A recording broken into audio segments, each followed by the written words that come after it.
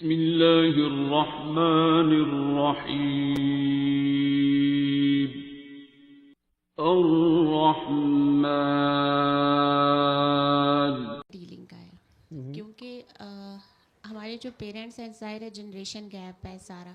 امی کو بھی کہہ لیں, مدر ان لا کو بھی, سارے جتنے اولڈ فیملی ممبرس ہیں سب کو. جنہوں نے پانی سے دعا کرنی ہے پانی لے لیں, اگر کسی کو چاہیے, کہیں کی طبیعت جو زیادہ خراب ہوتی ہے پانی کے ساتھ ٹھیک ہو جائے گی. جی سوری.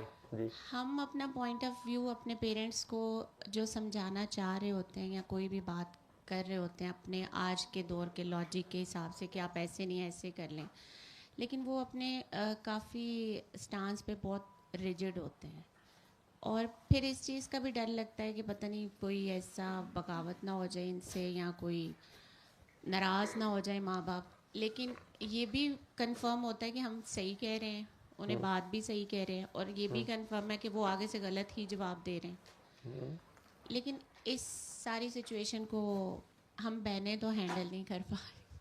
یہ باجی کا بھی کویسچن تھا, میرا اپنا, میں بہت غصے پہ ورکنگ کر کے ہر چیز پہ, لیکن سم ٹائم میں پھر جو ہے نا وہ کولیپس کر جاتی ہوں, پھر کسی نہ کسی آرگومنٹ میں پھنس ہی جاتی ہوں کہ ایسے نہیں ایسے کرنا چاہیے تھا آپ کو, یہ کر لیتی. اور آپ لوگ امی سے بحث نہ کریں نا, اور امی کو امی کے حال پہ چھوڑ دیں. وہ کون سی ایسی فرمائش کر رہی ہے جو آپ لوگوں سے پوری نہیں ہو رہی؟ نہیں, فرمائش نہیں کہہ سکتے, لیکن کچھ ڈیلنگز ایسی جو ماں باپ کر رہے ہوتے ہیں ہمیں سمجھ بھی آ رہی ہے, وہ دوسرے بہن بھائی کو یہ کہہ رہے ہیں, ہمیں یہ کہہ رہے ہیں. تضاد اتنا زیادہ ہوتا ہے چیزوں میں, ان کی باتوں میں. جب ماں باپ 60 کراس کر جاتے ہیں نا آج کل کے دور میں, آپ کی والدہ کی کتنی ایج ہو گئی ہے؟ اتنی ہوگی 58-9 تو آج کل ڈیمینشیا بھی بڑی جلدی ہو رہا ہے, اور وہ جلدی پتہ بھی نہیں چلتا آپ لوگوں کو.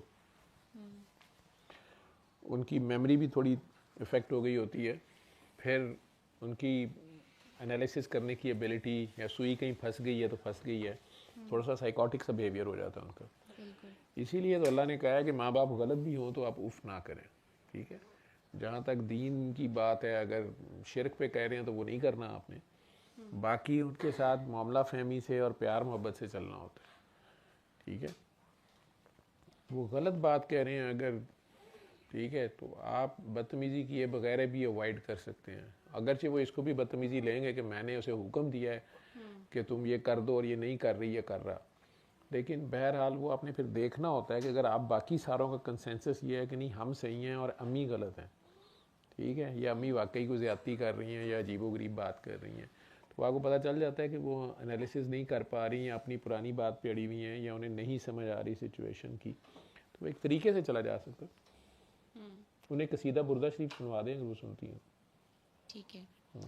اور دوسرا علم القرآن خلق الإنسان